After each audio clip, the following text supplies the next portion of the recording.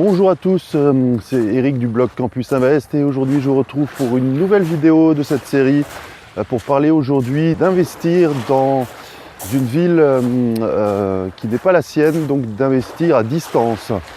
Donc aujourd'hui le sujet investir à distance concerne pas mal de personnes parce que j'ai beaucoup de personnes qui me contactent et qui me disent voilà, dans ma ville il n'y a pas une super rentabilité, j'aimerais bien investir à distance, un peu plus loin de chez moi, dans une autre ville où je peux m'en tirer beaucoup mieux.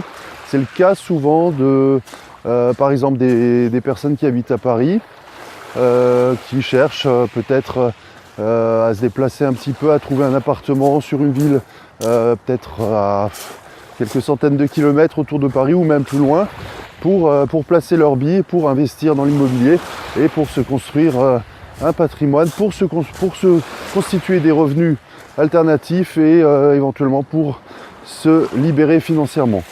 Donc comment investir dans une autre ville que la sienne? Eh bien en fait je dirais que il y a 3 points fondamentaux pour faire ça. Donc le premier point je dirais c'est déjà quand on connaît bien sûr la ville dans laquelle on veut investir à distance, c'est de contacter un investisseur qui a déjà investi dans cette ville. Alors surtout si la ville vous ne la connaissez pas, si vous n'y avez pas vécu ou habité, je vous conseille vraiment de faire ça parce que bon, évidemment le cas idéal quand on investit, c'est d'investir dans un endroit qu'on connaît, un endroit où on a vécu, où on habite, mais si ce n'est pas le cas, on a vraiment besoin de conseils de quelqu'un du pays, du terrain, pour savoir quels sont les quartiers qui valent la peine d'être étudiés, les quartiers où c'est bien d'investir, et au contraire les quartiers dont il faut se méfier et où il ne vaut mieux pas acheter d'appartement.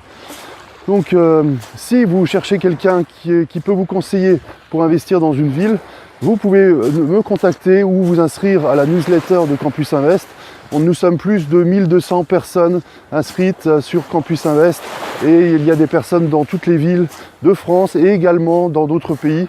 Donc vous trouverez sans doute quelqu'un qui pourra vous conseiller, qui pourra vous donner des conseils pour investir dans une autre ville, donc à distance. Ça c'était le premier point. Le deuxième point pour investir à distance, eh bien sûr c'est la question des visites. Comment faire pour visiter à distance alors que vous n'êtes pas sur place? Comment faire? Eh bien, alors à première vue ça peut paraître plutôt contraignant et d'ailleurs je ne vous conseille pas de faire la chose suivante, vous voyez une annonce, vous allez vous déplacer, peut-être ça va rien donner, vous allez revenir, ça c'est extrêmement fatigant et vous allez vite vous décourager. Donc c'est pas comme ça qu'il faut procéder, c'est pas de manière ponctuelle mais de manière globale. Donc moi ce que je vous conseille c'est plutôt de réserver une période de 1, 2, 3, voire 4 jours, voire une semaine si nécessaire, où vous réservez du temps. Je sais pas, si vous êtes salarié, prenez-vous des jours de congé, ça vaut le coup, c'est beaucoup plus efficace. Vous réservez ces jours et pendant ces jours, vous ne vous consacrez qu'aux visites. Vous ne faites que des visites, vous capitalisez, vous globalisez les visites pendant une période de temps où vous ne faites que ça. Et là, c'est beaucoup plus productif. Là, vous allez trouver des biens qui peuvent vous intéresser. Alors que si vous faites des visites ponctuelles, vous allez vite vous essouffler, vous allez vite vous décourager. Moi, je vous dis, c'est ce que j'avais fait au début.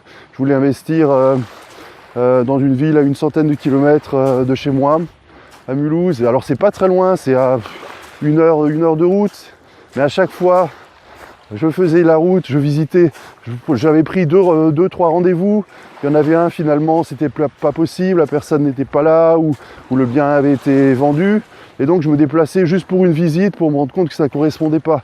Et donc voilà, donc c'était vraiment assez frustrant. Et du coup, la solution, c'est vraiment de se réserver du temps.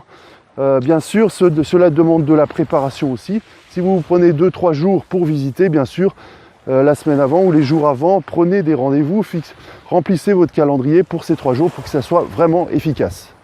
Ça, c'était donc le deuxième point. Donc, réservez-vous des plages de temps où vous êtes focus sur les visites. Et le troisième point, eh bien, c'est tout simplement pour la phase de location, eh bien, effectivement, déléguer la gestion locative de vos nouveaux appartements. Donc en faisant appel à soit une agence, soit une autre personne. Mais ça, je vous en parlerai dans la prochaine vidéo.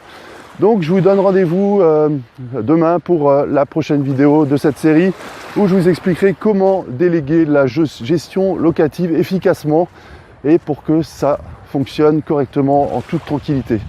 Je vous dis à très bientôt, bonne journée à tous et je vous retrouve sur la chaîne YouTube et sur le blog Campus Avest. Ciao!